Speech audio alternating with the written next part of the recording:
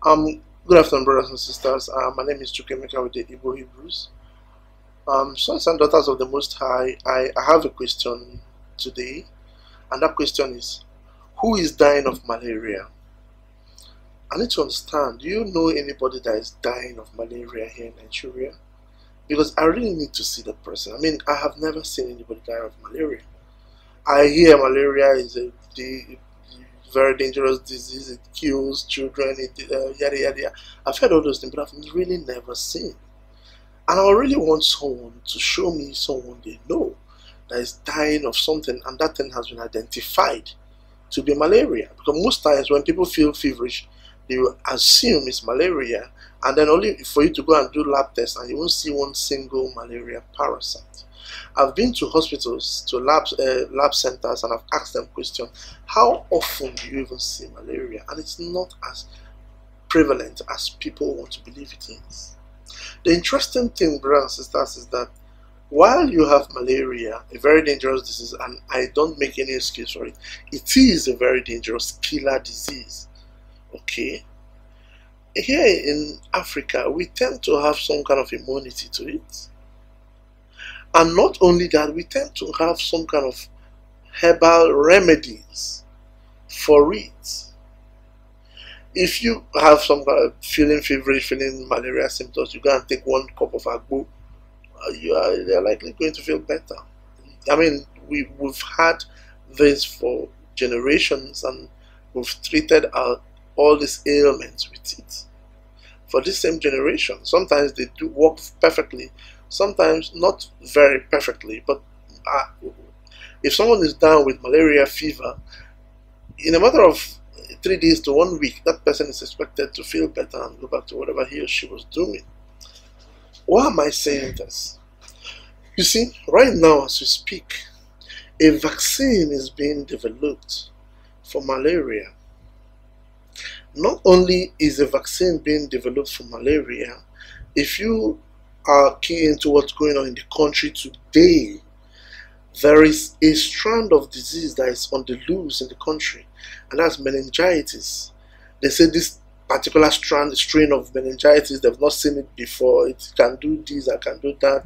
It can cripple you before you even say, hey, what's going on? That's what they keep saying. Again, we are being short-sighted here, brothers and sisters. Don't forget, this is the same thing that happened 20 years ago. 20 years ago, we had this same thing here in Nigeria. Okay? 20 years ago, in 1996, there was a meningitis outbreak in northern Nigeria. When the whole dust settled, we realized that it was one of these pharmaceutical companies that released this disease in our country.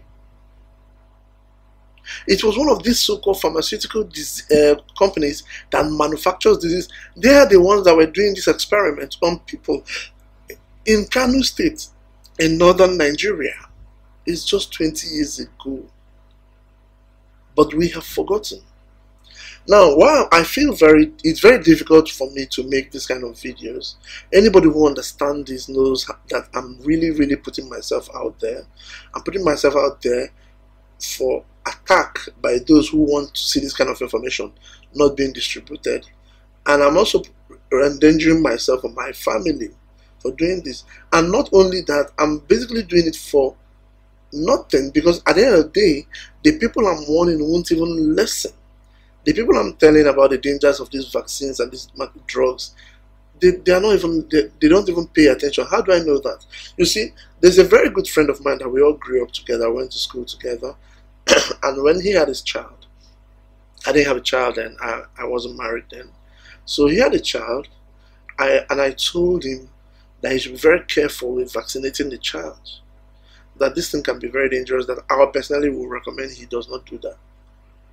And I was telling him this thing in the presence of his wife.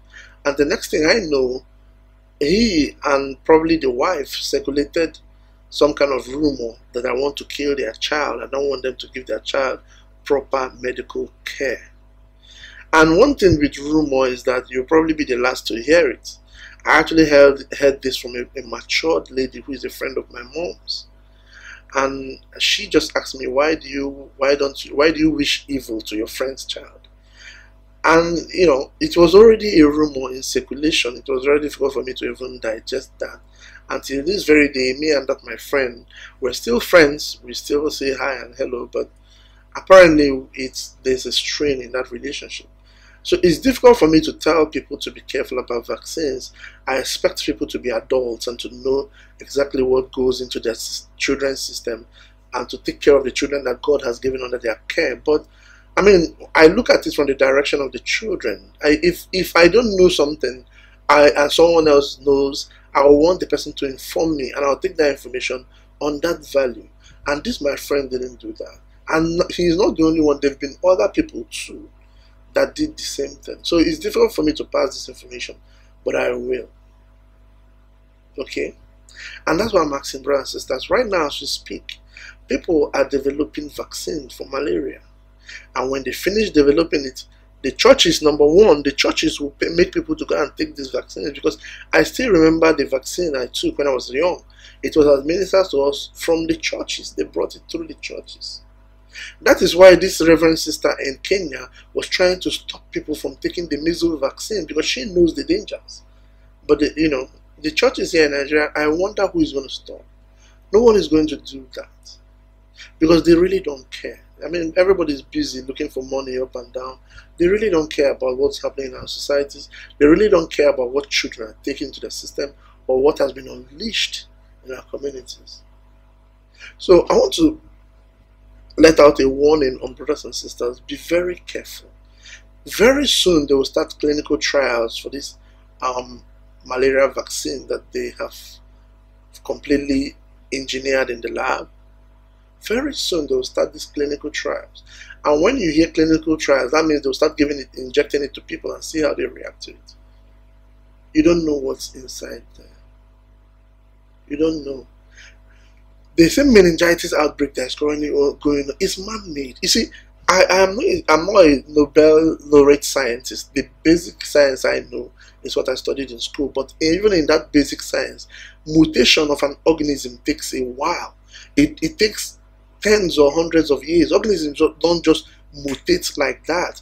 There has to be changes in both the organism and in the environment to lead to an organism mutating. But every day you hear that this strain of virus or that strain of virus or the other strain of virus comes out. When you begin to hear that this organism, these viruses that cause this kind of disease, that they are mutating and forming other strains on this other strain, you know that somebody is doing this in the lab. That's what they are doing in the lab. The same thing happened with the Ebola. The people that went to the hospitals for treatment for Ebola, they are the ones that ended up in 6 feet under.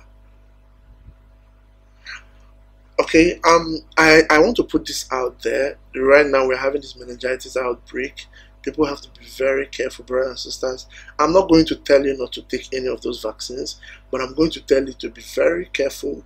Look at the people that have taken it before. Look at the dangers. None of this thing is without dangers. Look at the people that have gone to take meningitis vaccines. How are they doing? You were not given a meningitis vaccine when you were born. You look fine to me. Why should it be now? You see, you need to understand the principle of vaccines. The principle of vaccine does not make sense. Let me give you a principle of vaccines in another way. If I come now with a kitchen knife and say, let me stab you with a kitchen knife, so that when someone stabs you with a sword, you will be able to withstand it. That does not make sense. And that is the principle of vaccine. They give you a little bit of the virus and say, so that when you meet the named virus, you'll be able to withstand. It doesn't make sense. If you give me the virus, I have the virus. The quantity is irrelevant because it's a virus. And sometimes, like what they have with this Jonas Salk polio vaccine, where they say the virus has been attenuated, that means they've killed the virus, it's a dead virus. That makes no sense. You can't kill virus. Virus is not a rat that you just use a hammer and whack it with a hammer. No, it doesn't work that way. You can't kill a virus. That's why there are viruses in the first place. What they do is they try to make the virus inactive. A virus is inactive in the lab does not mean that it cannot be active in your system. I wish brothers and sisters will understand that there's a global agenda to exterminate our population. I wish those who are in a high authority to speak out and influence people will be able to do that.